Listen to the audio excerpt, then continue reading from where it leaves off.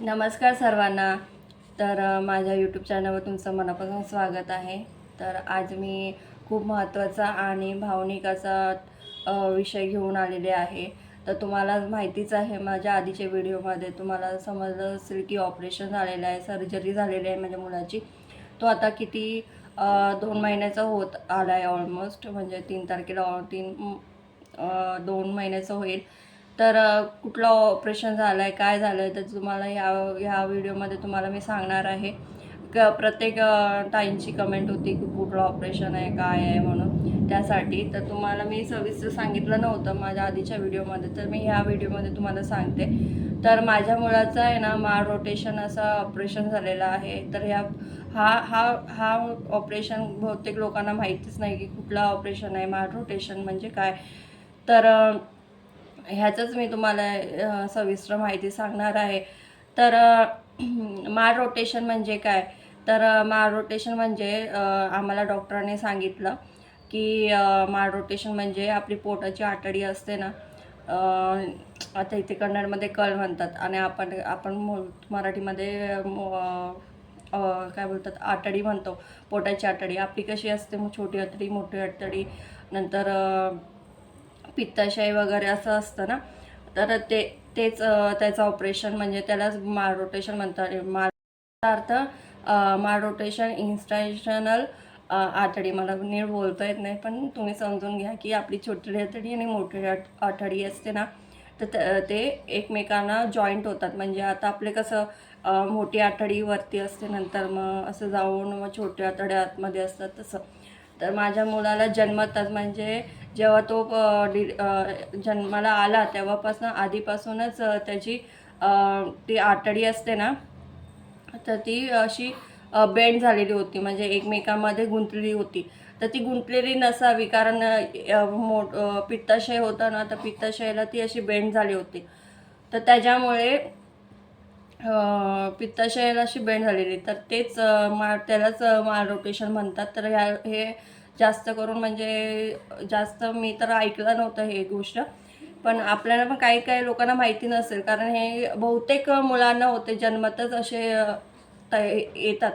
आता मी माझी 5वी सोनोग्राफी केली, सगळं 3-4 सोनोग्राफी केल्या होत्या, तर मग मला त्याच्यामध्ये जाणवलं नाही, दिसलंच नाही. मी डॉक्टरांना पण सांगितलं की मी 5वी सोनोग्राफी मोठी असते ना, त्याच्यामध्ये सगळं समजतं.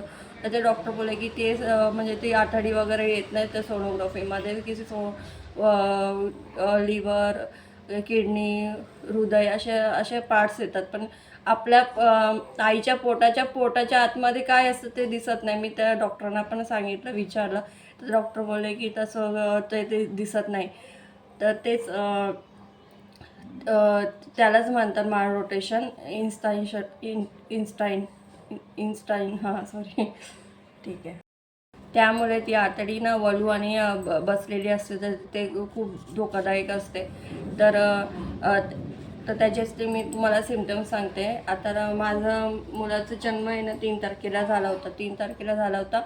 तर त्याने जन्म झाल्या छान असं रडलं, एक तर मस्त असं जोरात आवाज वगैरे आला. त्याच्यानंतर तर येणार नाही येणार आहे, 9 महिन्यात तर कधी विचारलंच नाही की हा बाबा ठीक आहे की नाही, काय आहे. मग मी बोलली त्यांच्या भरोशावर का राहायचं, म्हणून मग डॉक्टरांना बोले मी नॉर्मल डिलिव्हरी, मी चालू फिरू शकते, तर मला घरी सोडा म्हणून संध्याकाळी. तर मग 7:30 वाजता, 1 मिनिट बाबू रडते. तर ह्या गोष्टीने मी संध्याकाळी आल्यानंतर मग तो म्हणजे असं झोपूनच गेला होता. असं म्हणजे डॉक्टरांना बोलवलेलं, छोट्या मुलांना डॉक्टरांना तिथे तर सुविधा नव्हती, पण बाहेरनं बोलवलेलं डॉक्टरांना. तर डॉक्टर बोलले ठीक आहे, चांगला व्यवस्थित आहे, वजन वगैरे ठीक आहे म्हणून. 1 मिनिट झाल्यानंतर मग तो म्हणजे घरी आल्यावर पण झोपला, पण रात्री तो उठला होता. म्हणजे मध्ये मध्ये दूध देत होती, पण तो पितच नव्हता, बाहेरच काढत होता. नंतर मग परत संध्याकाळी आणलं, तर तरी पण म्हणजे तो खेचत होता, पण एवढा काही खेचत नव्हता. नंतर मग मी रात्री तर खूप रडायला लागला, तर पित होती तरी पण तो नंतर मग येलो उलटी करायला लागला. तर फर्स्ट आपलं दूध आहे ना येलोच येतं, तर मला वाटलं का आपलं ते येलोच उलटी येत असेल त्याला. तर त्याच्यामुळे मग तो उलटी करायलाच लागला. नंतर मग त्याच्यानंतर मग इकडून आता मी तिथे आम्ही भाड्याने राहतो बिदरला, तर माझ्या सासूच्या घरी गेले. तर सासूच्या घरी गेल्यानंतर ना तिथे पण असं जोरात भस्कन ते येल्लो वगैरे उलटी करायचा. तर दूध पियायचा, पण ते लगेच तो उलटी करायचा, येलो कलरची उलटी करायचा. डकारसुद्धा खूप वेळ मी असे घेऊन बसायची, अर्धा एक एक तास घ्यायची, तरी तो डकार मारायचंच नाही. तर मग नंतर असं खाली ठेवलं तर लगेच उलटी करायचं आणि ती येलो कलरची उलटी करायची. तर ते दूध आहे ना, ते खालीच गेलं नाही. नंतर मग काय आम्ही सासूच्या इकडे गेलो आणि नंतर मग कितवा तिसऱ्या दिवशी तिसऱ्या दिवशी गेलो आम्ही सासूच्या घरी. रात्री पण तो तसंच खूप रडत होता. दिवसा झोपायचा, रात्री खूप रडायचा आणि अशी उलटी करत राहायचा. थोडंसं असं खाली ठेवलं तर भस्कन उलटी यायचं. तर मग त्याला घेऊन असं उभंच राहावं लागतं, पुरं अंगावर उलटी वगैरे करायचं गेलेलं. तर मग मी बोलले की काय वेगळंच आहे हे, कारण आता माझं येलो 2-3 दिवस असतं, नंतर मग व्हाईट असतं. तर माझं व्हाईट येऊन सुद्धा तो येल्लोच करायचं उलटी. तर आणि एकदम हळदीचं पाणी असतं ना, तसं येलो करायचा. तर मग आमच्या इकडचे डॉक्टर होते, इकडचं डॉक्टर, त्यांना दाखवलं. तर त्यांनी ब्लड टेस्ट केला. तर ब्लड टेस्टमध्ये ना त्याला पहिला PD आला आणि ब्लड इन्फेक्शन आला. तर आम्ही रात्री घेऊन गेलो, रात्रीच असतो तो डॉक्टर. तर रात्री घेऊन तर बोलले की सकाळी घेऊन जावा, मग इन्फेक्शन पण वाढेल, कारण ब्लड इन्फेक्शन पण आलं होतं त्याला. तर डॉक्टरकडे गेलो, मोठ्या आमच्या इकडे गुलबर्ग्याला. छोट्या मुलांचं हॉस्पिटल आहे मोठं, बहिवानी हॉस्पिटल. तुम्हाला मी आधीच्या व्हिडिओमध्ये दाखवलंच होतं हॉस्पिटलचं नाव आणि हॉस्पिटल वगैरे.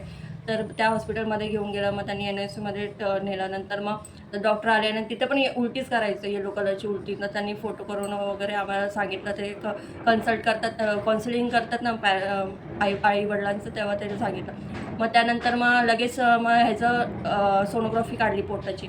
तर पोटाची सोनोग्राफी काढली. तर मी विचारत होते त्यांना की काय झालं आहे वगैरे वगैरे. तर खूप एक तास तरी ते सोनोग्राफीच काढत होते, कारण लगेच होते ना पोटाची.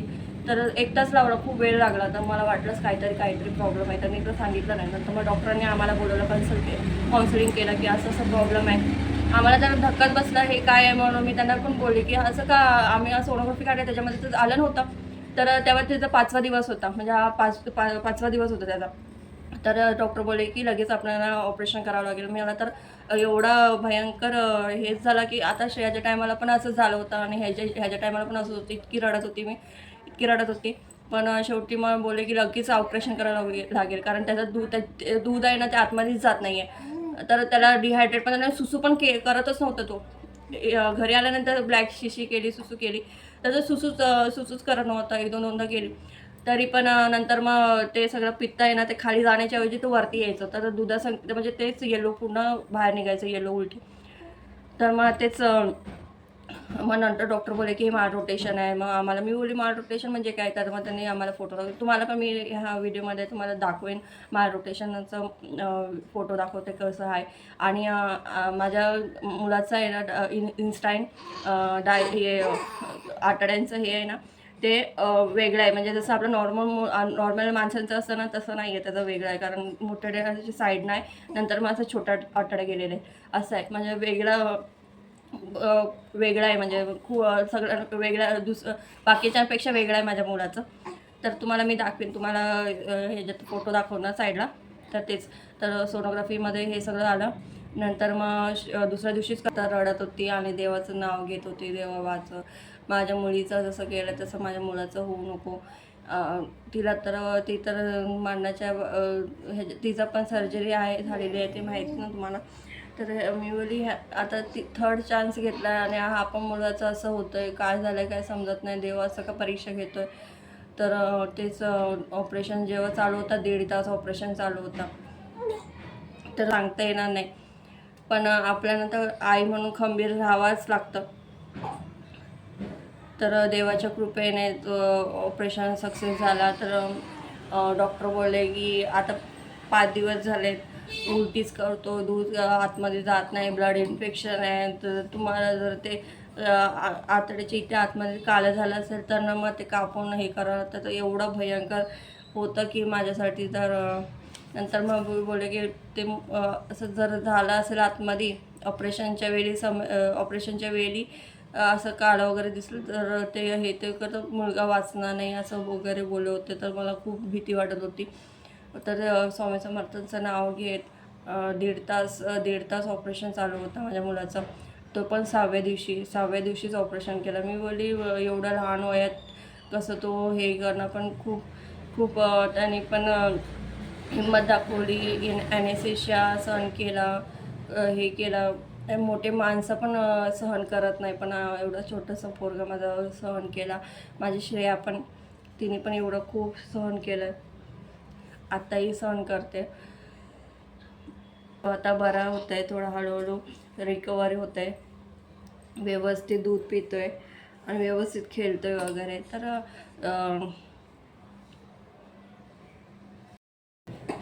मला तर ह्या अनुभवातून समजले की मी माझे तर 2 अनुभव केलेत, म्हणून मी ह्यावेळी काहीच हे केलं नाही. श्रेयाच्या टायमाला मी गव्हर्मेंट हॉस्पिटलमध्ये दाखवणं हे ते खूप खूप क्रिटिकल केलं होतं.